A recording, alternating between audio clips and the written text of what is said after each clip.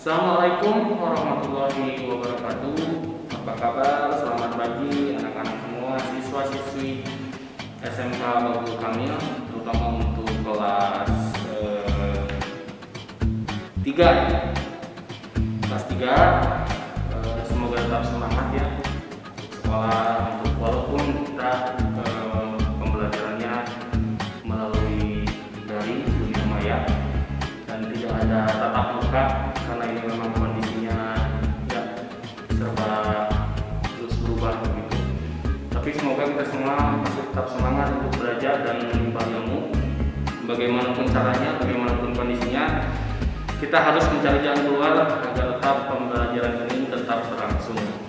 Jadi kali ini mungkin adalah video pertama saya untuk pembelajaran daring untuk PKWU kelas 3 ya.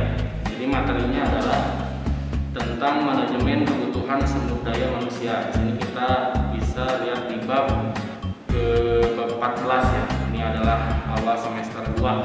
Semester 2. Bab ini manajemen kebutuhan sumber daya usaha.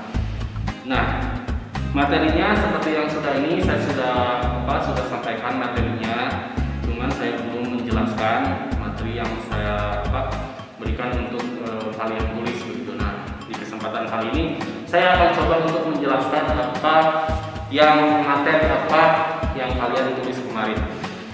Cuman sebelum kita masuk ke pembelajaran materi daringnya, seperti biasa, karena pembiasaan saya kalau misalkan di kelas itu sebelum kita belajar, kita akan memberikan, saya pribadi selalu memberikan motivasi begitu, sedikit motivasi, cerita atau dan sebagainya untuk kita semua, supaya ya untuk mendorong kita agar tetap semangat.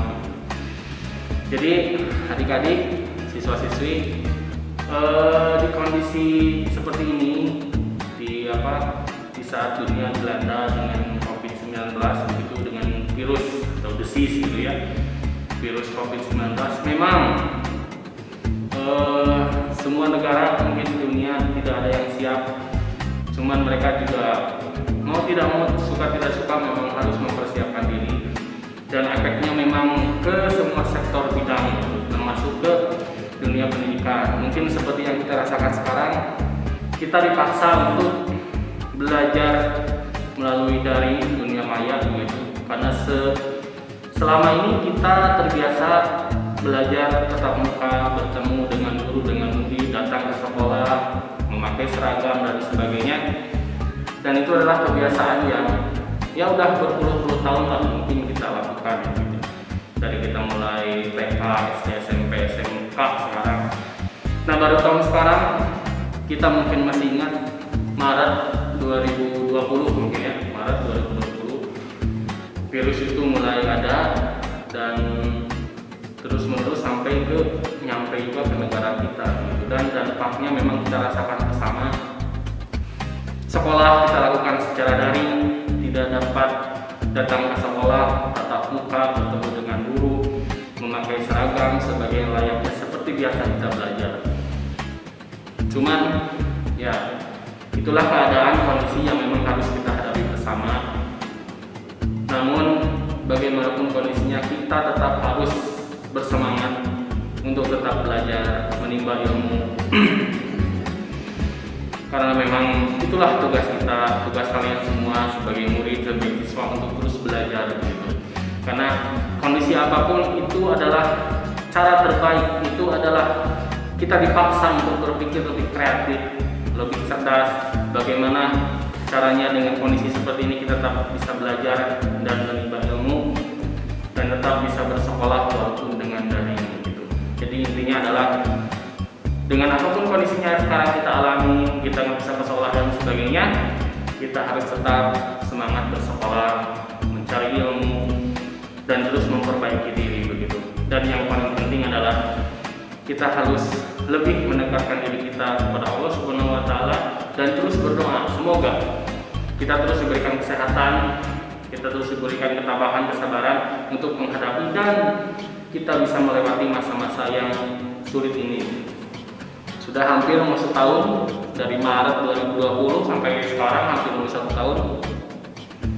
kita mengalami kondisi seperti ini. Mudah-mudahan kita berdoa semua semoga cepat selesai dan kita bisa hidup normal kembali, walaupun tidak bisa normal seperti sebelum COVID ini, tapi setidaknya kita bisa tatap muka, bertemu dengan guru, pergi ke sekolah dan sebagainya, sehingga pembelajaran bisa lebih efektif.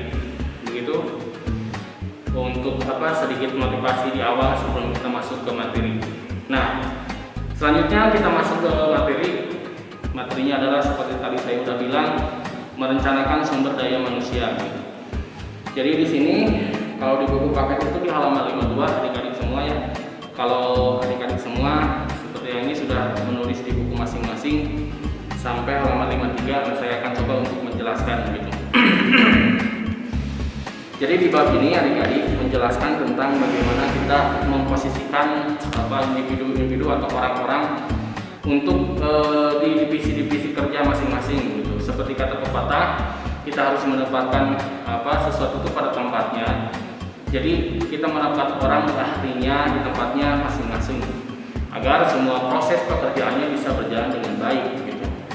Terus di sini mungkin adik-adik semua bisa membaca, dibuka lagi bukunya yang sudah ditulis. Jadi di sini adalah nomor 1, membentuk struktur organisasi gitu. Organisasi itu penting karena dari situ kita bisa melihat alur tugas, alur wewenang, alur itunya kita bisa lihat di struktur organisasi. Nah, kenapa harus ada pembagian kerja begitu?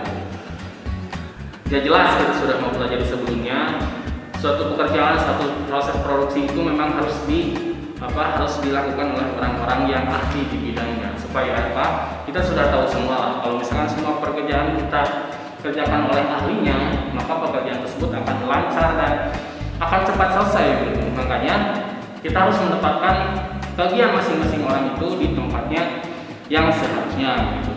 Dan itu memang memerlukan ilmu. Jadi seorang pemimpin itu memerlukan ilmu, memerlukan strategi. Bagaimana caranya? Bagaimana menempatkan orang di tempat-tempat yang tepat gitu. Nah, di sini kita bisa lihat. Nah, ada 4 macam di sini seperti yang di buku-buku adik semua ada. Jadi keempat keputusan tersebut pada akhirnya akan membentuk suatu struktur organisasi. Nah, ini adalah pertimbangannya mungkin ya. Jadi nomor 1 adalah pembagian kerja. Jadi setiap orang itu, setiap individu itu dibagi masing-masing untuk bagian pekerjaannya yang mana gitu. Kenapa harus begitu? Ya untuk memperlancar, mempermudah pekerjaan. Jangan sampai ada 5 pekerjaan lalu dikerjakan oleh 1 orang dan itu akan sangat lama dan tidak efektif begitu. Jadi kalau misalkan ada 2 orang atau 3 orang ya kita bagi aja. Kita sebagai pemimpin kita harus bisa memberikan gitu. Bagaimana orang ini pegang yang mana, orang ini pegang yang mana supaya pekerjaannya lebih bagus dan lebih efisien gitu. Di sini ditulis juga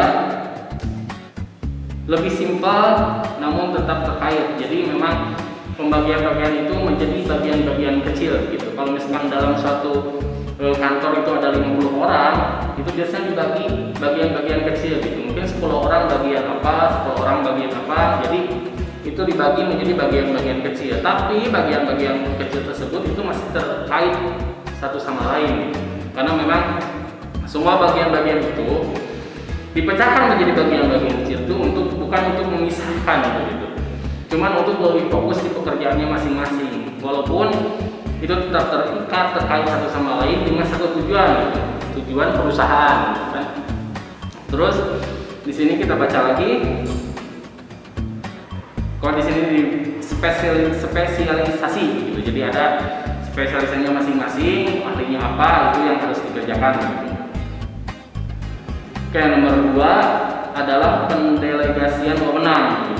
Jadi memang kewajiban, wewenang, haknya itu memang diberikan berbeda-beda di setiap divisi atau individunya masing-masing begitu. Dan keputusan itu diambil di sini dituliskan kewenangan yang dimaksud itu hak mengambil keputusan tanpa menunggu arahan. Nah, seperti yang tadi contoh kita ini. Kalau misalkan satu divisi 1 orang, di situ ada 1 orang yang memimpin divisi tersebut. Jadi kalau misalkan ada 10 orang, ada satu orang sebagai pemimpinnya gitu, dan dia memang berwenang untuk mengambil keputusan. Namun keputusan itu hanya untuk 10 orang itu, hanya untuk divisi itu. Nah, untuk keputusan di divisi lain itu kita nggak bisa. Keputusan itu harus diambil oleh atasan kita gitu. Jadi memang hak dan kewajibannya pendelegasian wewenangnya memang di masing-masing divisi itu diberikan berbeda gitu. Dan kita tidak bisa memberikan keputusan ke divisi yang lain, nggak bisa. Pemimpin hanya untuk delegasi di kelompoknya masing-masing. Nah, untuk yang lain itu adalah hak pemimpin gitu ya, pimpinan kita yang lebih tinggi begitu. Nomor 3, pengelompokan tugas. Mungkin ini sudah terbiasa kalian kerjakan ya dari sejak SD, SMP, TK, mungkin SMP juga. Jadi kadang-kadang di kelas juga dibagi kelompok masing-masing gitu ya. Dan mungkin adik-adik semua sudah paham gitu. Ketika diberikan kelompok itu tugasnya biasanya dibaginya masing-masing kan. Biasanya ada ketuanya gitu, wakil ketuanya, seksi-seksi dan lain sebagainya. Nah, itu kan seksi kebersihan itu kan tugasnya ada apa aja gitu ya. Terus seksi apalagi peralatan itu adalah orang-orang yang mengurusi tentang peralatan gitu. Jadi setiap seksi dibagi dengan tugas dan wewenangnya masing-masing gitu. Jadi jangan sampai kecampur gitu. Jadi hak wewenang tanggung jawabnya di mana, dia mengerjakan hal lain gitu. Nah, itu tidak boleh. Biasanya kalau gitu nanti akan berbenturan gitu. Hak dan kewenangan, kewajiban, delegasi kewenangan itu akan berbenturan dan itu tidak betul gitu. Karena itu akan membuat jalannya itu pekerjaannya itu nggak baik gitu. Karena terus berbenturan gitu. Jadi akan lebih baik adalah kita fokus aja mengerjakan hak kewenangan, apa yang menjadi tugas kita tugaskan, kita bereskan dengan sebaik-baiknya. Nah, kalau setiap divisi melakukan itu semua, secara otomatis tujuan dari perusahaan itu akan tercapai dengan sangat mudah dan hasilnya akan sangat baik.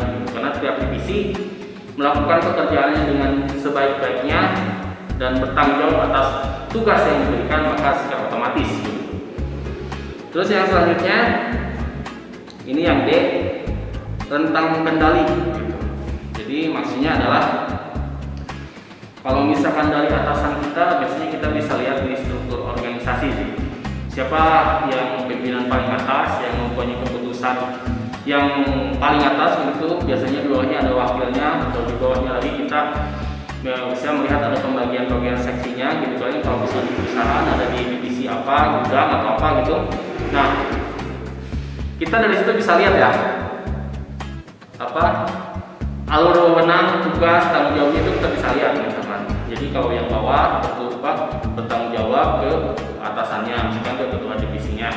Nah, divisi ini biasanya bertanggung jawab juga ke atasannya lagi gitu ya. Nanti ke atasannya sampai ke struktur organisasi pimpinan paling atas gitu. Jadi itunya tidak boleh kalau dalam bahasa kita tuh nggak bisa saling mendukung gitu. Jadi kendali itunya, perintah, kewenangan dan tugasnya itu terstruktur dengan baik. Jangan sampai tumpang tindih gitu. Yang ini harusnya bertanggung jawab ke sini, ini dilewat. Kita langsung tanggung jawab atas itu sebetulnya tidak boleh. Karena itu akan membuat sistem organisasi itu tidak berjalan dengan baik. Nah, setelah kita membahas tentang pembagian mungkin bisa dibilang menempatkan orang atau pribadi itu di tempat yang lebih baik. Nah, selanjutnya saya akan memberikan satu tugas ya, karena ini adalah adik-adiknya adalah jurusan multimedia begitu. Jadi tugasnya gampang aja. Kalau misalkan kalian pernah mengalami PKL di tempat percetakan gitu ya, dan kalian bisa lihat sendiri bagaimana kondisi situasi real nyata di suatu produksi, di suatu percetakan. Di situ ada orang yang bertugas sebagai editing, terus di korel, di meja, terus yang produksi, yang finishing dan sebagainya. Siapa yang mengatur administrasinya, siapa yang berbelanja bahannya dan sebagainya. Mungkin kalian sudah lebih paham. karena sudah pernah merasakan berada di sistem itu gitu. Dan waktu itu selama 3 bulan kan kalian PKL, dan saya rasa adik-adik semua sudah paham lah bagaimana alur kerja di struktur organisasi suatu percetakan gitu. Nah, tugasnya adalah kalian coba jabarkan satu persatu orangnya itu dan tugas kewenangannya itu apa aja. Kalau misalkan begini tuh contohnya, misalkan si Anu lah, anggaplah Asep namanya begitu. Asep itu tugasnya sebagai apa? Contohnya sebagai dia adalah editing mungkin ya. Dia adalah orang yang langsung bertemu dengan konsumen begitu. Dialah yang melayani semua keinginan konsumen begitu. Desainnya ingin gimana, spanduknya bikin gimana, warnanya mau gimana, bentuk hurufnya mau gimana, segede apa. Nah, itu adalah kerjaannya orang itu. Itu adalah contohnya tugas kewenangannya. Terus job desk-nya kalian list di situ. Kalau misalkan Asep tugasnya Anu misalkan desain atau apa, lalu kalian tulis job desk-nya itu apa aja. Ya, kalau misalkan ada 2 orang ya kalian tulis dengan Asep sama Johan misalkan. Tulis Asep Johan itu di divisi di divisi pengeditan gitu. Silakan kalian tulis divisi itu, lalu kalian tuliskan, jabarkan apa aja job desk-nya. Kan itu baru satu ya, belum bagian administrasi, belum pimpinan itu job desk-nya apa aja gitu. Terus yang lain lagi sebenarnya. Nah, kalian kerjakan itu semua sebagai sebagai lanjutan dari materi yang sudah kita tulis dan sudah saya jelaskan tadi. Mudah-mudahan kalian bisa paham gitu. Nah, untuk menambah informasi dan sebagainya kalian bisa cari sendiri ilmu gitu kan. Sumber ilmu itu banyak sekali, mau di dunia digital juga banyak, di YouTube dan sebagainya. Buku juga kalian bisa cari sendiri untuk bahan tambahan referensi untuk tugas yang sudah saya berikan begitu. Nah, segitu aja adik-adik semua. Kalau misalkan ada pertanyaan silahkan bisa menghubungi DM aja ke saya gitu. Karena adik-adik sudah tahu nomor saya berapa gitu. Silahkan DM aja kalau ada pertanyaan gitu. Nah, silahkan ini tugasnya dikerjakan. Nanti saya akan berikan informasi kapan tugas tersebut harus dilakukan. Begitu ya. Terima kasih sudah menonton. Mudah-mudahan tetap terus semangat untuk terus belajar dengan kondisi yang sangat tidak enak lah gitu ya, tapi tetap semangat begitu. Terima kasih. Wassalamualaikum warahmatullahi wabarakatuh.